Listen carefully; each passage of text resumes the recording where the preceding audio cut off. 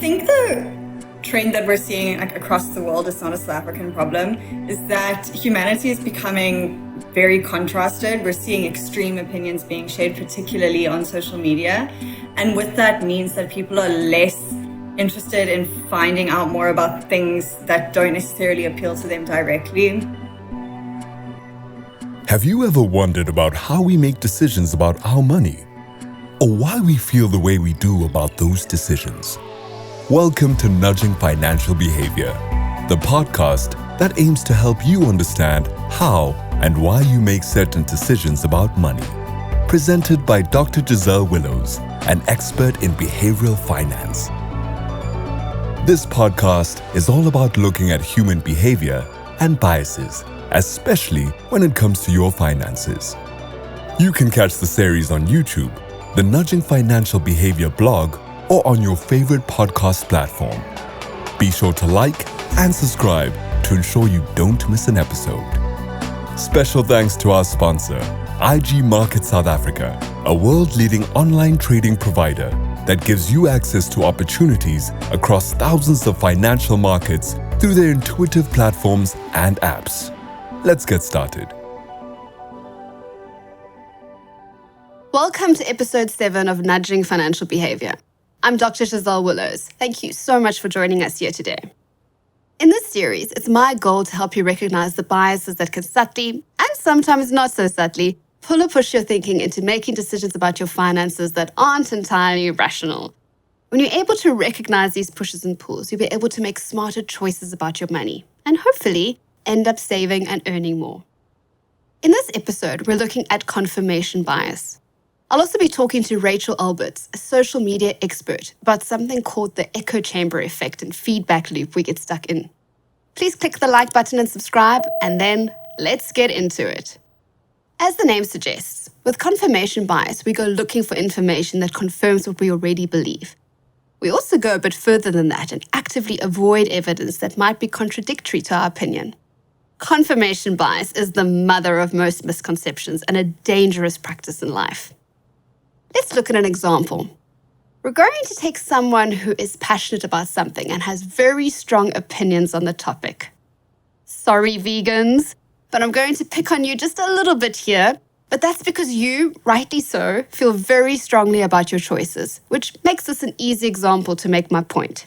So, you're a vegan, and you believe that a plant-based diet is the only way to go.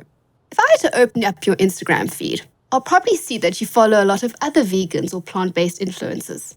You probably frequent a lot of the vegan pop-ups. And when you see an article that mentions anything along the lines of a plant-based diet can reverse diabetes or eating meat will kill you, you'll probably read it. What are you doing? You are taking in and subscribing to information about something that will most likely confirm what you already believe. You feel comfortable reading those pieces of information that confirm your existing beliefs about something and seeing other people promote a lifestyle that you're familiar with. Contrary to this, if you see or hear anything that says soy is bad or dairy contains essential nutrients you can't get anywhere else, even if the source is a medically reviewed journal, you'll probably ignore it. Why? Because you've already made up your mind that it's wrong. Please don't take this example as criticism. It's just an illustration of how we go about affirming our pre-existing attitudes. We can apply the same thinking to an example of someone investing in shares in a company. You might feel very strongly that a particular company holds the same ideals and values as you. Make it a place where you want to invest your money, and you feel confident about that decision. Suddenly, an article comes out that the company has been cutting corners and isn't as moral as it appeared to be. It's much easier to brush off that article as being sensationalist, rather than engaging with the news and looking for other sources to see if the story holds true. You see, we all seek out and process information supporting our confirmation biases. This is because when we hear news that supports our opinion, we can simply accept it as being right and move on. But when we hear news that goes against our beliefs, we have to make a choice. We can either interrogate the information and make changes to our beliefs if necessary, or we can ignore it. Ignoring it is obviously much easier. I want to introduce you to another bias now, cognitive dissonance. We seek consistency amongst our beliefs or opinions, also known as our cognitions. Dissonance occurs when there is inconsistency between our cognitions. As humans, we don't like being in a state of dissonance, and we look for ways to reduce or remove it from our lives. And in order to do this, we rationalize situations that aren't good for us. Let's take a look at an example from the real world. Let's consider that you have a job where the hours are long, the pay is mediocre, and nobody respects the work that you're doing. Why would you freely be choosing to work there? You might respond by saying that you need the flexible hours the job gives you, or you don't think you could get a job elsewhere, or whatever else. But what are you actually doing? Because you're in an absurd situation, your mind is rationalizing it by inventing a comfortable illusion.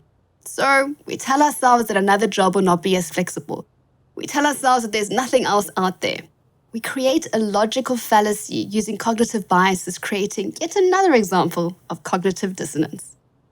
It's a mental conflict that we experience when we're being presented with evidence that our assumptions or beliefs are incorrect. And because we as humans tend to exhibit a strong degree of self-denial, we tend to do something to eliminate that conflict, that cognitive dissonance.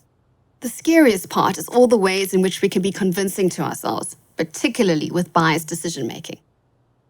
Let's think specifically about our money decisions.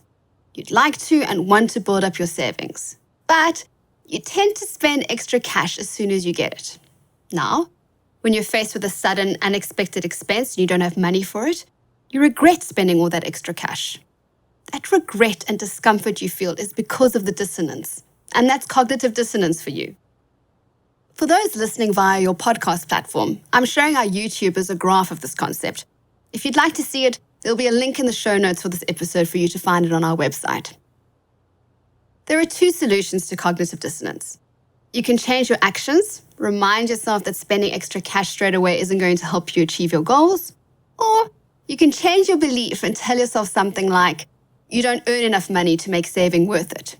From here, you've given yourself permission to keep acting the way you've always acted.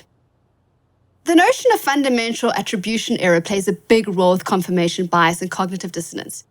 Do you remember what that is? Can we maybe play back something from the previous episode on this? Okay, here we go. Fundamental attribution error happens because we essentially have double standards. When looking at other people, we're able to attribute their behavior to their disposition, temperament, personality, genetics. But when we're looking at ourselves, particularly when something has gone wrong, we attribute our actions to situational factors. Let's consider jealousy, a normal human emotion that comes out when someone is more successful than you. You have two choices. You can accept that this person is very good at what they do and is therefore better at it than you. Or you can seek out evidence that shows that this person was given more or better opportunities than you to succeed.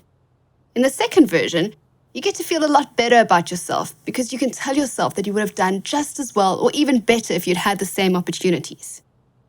Fundamental attribution error plays a role here because you're attributing the reason for the person's success incorrectly. So the big question is, how does confirmation bias and cognitive dissonance impact our financial decision-making? The truth is that confirmation bias limits you. It also leads you to make decisions without getting all the information first. As humans, we deal mostly in assumptions, and the vaguer they are, the stronger our confirmation bias. Whether you believe that a person in your life is inherently good or inherently bad, you'll find proof daily that supports your belief. If you've ever wondered why it's extremely difficult to have an intelligent conversation with someone about climate change, well, now you know why. Might prove to be an interesting confirmation bias experiment, though. Writer Aldous Huxley stated that facts do not cease to exist because they are ignored. But we become blind to disconfirming evidence and selective in how we interpret information. This is why our ancestors believed the earth was fat for as long as they did. I mean, it's also why people today believe it again. According to Warren Buffett, what the human being is best at doing is interpreting all new information so that their prior conclusions remain intact. The thing about confirmation bias is that it often happens without us even deliberately seeking it out. Knowing how to overcome confirmation bias requires more than just intent. It requires proactive decision-making. You need to challenge yourself. I'm going to take a little sidestep here to talk about the social media echo chamber effect. Thanks to the internet, as well as search and social media algorithms, confirmation bias has become rampant. The online world is a breeding ground for confirmation bias. We tend to look at websites, blogs, and social profiles that mirror our views. The search engines and the social media platforms start to learn from your browsing and engagement activity. They then serve up adverts and suggestions for other profiles to follow based on your interests. This continues to reinforce your beliefs as you find more and more like-minded people online. Your circle of information resources widen, but the actual information you're getting becomes narrower and narrower. You end up in an echo chamber on social media where everyone around you has the exact same opinion. I know, it's difficult to overcome the bias when the algorithms also work against you. Thanks, Facebook. Although you could argue that it's not really Facebook or any other social media platform's fault when you consider the fact that these platforms were designed to bring like-minded people together. I've got Rachel Alberts, digital media lead at one of the top retailers in South Africa here, to tell us a little bit more about this echo chamber effect and how it plays out on social media. Hi, Rachel, and welcome to the podcast. Hi, Giselle. I'm so happy to be here. Thank you. Can you tell us a bit about where this concept of the echo chamber effect first came from in social media? Yeah, that's a really interesting question. I think that the echo chamber and social media are kind of one and the same. I think the first time we saw social medias come about, like MySpace in the early 2000s and then Facebook shortly after that, is when we first saw echo chambers. Before social media, the sorts of internet platforms we were using were blogs or forums where you couldn't really decide who you wanted to talk to. That was kind of up to someone else. It was up to the internet provider, or it was up to the website you were using. With the existence of social media like we know today, Facebook, Instagram, and to a less extent Twitter, you choose who you want to be in your bubble. And I think that's where it all began, when we were the ones making the decisions about who did we want to hear from and who was going to hear from us. So yeah, I'd say early 2000s, but it really hasn't slowed down since then. Not at all. So obviously these platforms bring like-minded people together. It's what we want to see, what we want to hear. So why is this something that we should be concerned about? I think the trend that we're seeing across the world, it's not a South African problem, is that humanity is becoming very contrasted. We're seeing extreme opinions being shared, particularly on social media. And with that means that people are less interested in finding out more about things that don't necessarily appeal to them directly. I think there's a lot of danger in only valuing the opinions of people who have a similar mindset or maybe even a similar background to you. And I think that's what a lot of the danger is. It also means that when you are constantly surrounding yourself with one kind of opinion, you're more susceptible to misinformation or even fake news, because you are so you're so hoping that what you already feel, and that's so human to want to be right, you're kind of exposing yourself on purpose, sometimes unknowingly, actually, I dare not say on purpose. You're exposing yourself to the same sort of opinions over and over again. And I think in the real world, we've seen an example in America with the rise of the alt-right, due directly to echo chambers and to people not willing to look beyond their very small circles. And, we've seen the real world effect of that, storming the Capitol, hate crimes against minority groups and stuff like that. So I'd say those are probably my biggest concerns and what people should be concerned about when it comes to echo chambers. Yes, very, very serious concerns there. And I suppose we also know that the best form of decision-making happens when you have diversity of opinion in a room. So if you don't have that diversity, you don't have the best decision-making. One more question then. Do you have any tips for us? Because, it's so tempting and it's so much easier to only talk to people who think like you. So how do we break this confirmation feedback loop that we tend to get ourselves into? Yeah, I've been thinking about this a lot lately. In my own life, it's something that I've been trying to actively remove myself from. I think the first thing is self-awareness and to acknowledge that it is something that we're all susceptible to, And funny enough, I think anyone watching this interview is probably in the right space already. If you've opened your mind up to learning something new, you're already on the right track. My number one tip is to make an active effort to follow people you wouldn't usually follow, people whose opinions maybe you're not likely to agree with, which is so hard. Let me be honest about that. It's not an easy thing to, subscribe to someone who is always sharing information that you don't agree with, but I think it's a great one. The other thing is, if you notice yourself, and I see this in myself a lot, notice yourself being emotionally attached to a certain opinion or idea, acknowledge that. And when you are feeling particularly strongly about, I'm going to use vaccines as an example, which we know were so controversial when they came out, and we saw a lot of information in both directions. But to take a step back and to find the expert opinion, which is not always you or your friend on Facebook, and to look for resources that are trusted and, have actual, there's actual research that goes into those sorts of opinions. So that's my other tip. And then the last tip that I think might be a little bit left field, but I was having a conversation with someone recently, and we were talking about a friend of ours who has these opinions that we don't necessarily agree with, and how we're able, the lesson I want to share there is that it's really easy when you have a friend who has an opinion you don't agree with to look past the opinion for the person. But on social media, it's not as easy. We tend to conflate a bad opinion with a whole person. And I think showing compassion for fellow users online, and maybe for yourself, to say that, just because someone has an opinion that you don't agree with, it doesn't necessarily mean they're a bad person, and what else is going on and what is the context around this. I think that's another helpful tip, to be compassionate to be compassionate for the person on the other side of the screen, or people. Thank you. Some good tips. Not easy to do, but definitely worthwhile trying our best. You were telling me earlier before we started recording about a story where you saw confirmation bias on Twitter, and it was a great example. I wanted to share a little bit about how I've seen confirmation bias play out in personal finance bloggers that I follow. A few weeks ago, it was probably a few months ago now, someone was tweeting how they hated their bank, they got really bad service, and they're leaving this bank forever. That is their right, I completely understand. And then I just thought it was quite funny that ever since, 2 weeks after that, they were tweeting, the share price has dropped for this bank that they were no longer with.